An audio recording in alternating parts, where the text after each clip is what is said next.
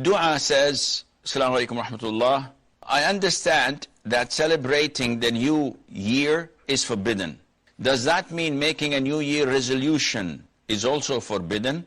The essence of this story is that in Islam, we are only allowed to celebrate two festivals, two Eids. Any other feast or festivals fall under the category of imitating the kuffar, the disbelievers, or an innovation in Islam. To congratulate, to send postcards is also prohibited, because these are false festivals and celebrations that we Muslims would not approve of. Having said that, when dua says what's the ruling on making a resolution, we usually look at the intention. Why is it that you are specifically making that or taking that resolution on New Year's Eve? If the answer is because it's a blessed night, because it is something to celebrate, it is something that everybody is doing, so we might as well be with them, the answer would be, no, this is prohibited. Anything that imitates the disbelievers in their habits, in their religion, in their customs, becomes prohibited for us as Muslims.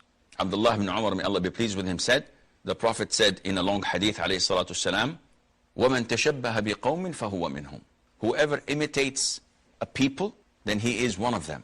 Now one would say, as usual, those keyboard knights or those who just argue without any knowledge, and we feel sorry for them, but nevertheless we have to cater for their ignorance. They say, why are you wearing the watch, Sheikh?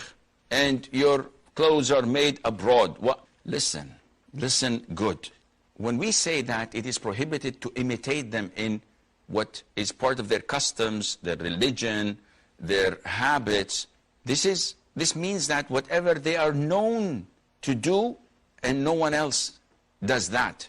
Riding cars, taking airplanes, using technology, using the computer, having electricity, this is shared by everyone. And no one does it because the Christians did it or the Jews invented it. This is something that everyone does it, regardless of their ethnicity or religion. We're talking about a celebration, whether it's Christmas or Hanukkah or whatever they may call these feasts and celebrations, and the Muslims are like monkeys. They do whatever they see people doing. They imitate them. Celebrating Christmas. I've been to some of the Muslim countries recently in the past couple of weeks, and I was shocked. Like a country that has 90 million almost of Muslims and maybe 4 or 5 Christians, but you enter the hotels and the shopping malls, you see and find Christmas trees, like 3 weeks or 4 weeks before even Christmas is due. This is preposterous. This is outrageous.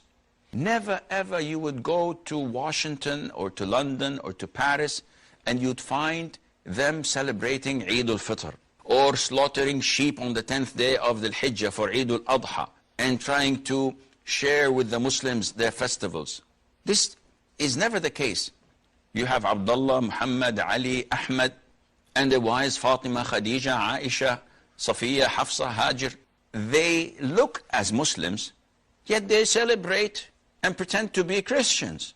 This cannot be in the religion of Islam. This kind of split identity, Dr. Jekyll, Mr. Hyde, this is unacceptable in Islam.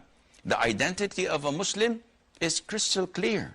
Coming back to the question, taking a resolution on the New Year's Eve with that intention is haram. But if someone says, listen, I don't celebrate New Year's, I have nothing to do with the New Year's, but it is something to remember so that I can audit it after a year from today and see how much progress I had made. In this case, this is permissible.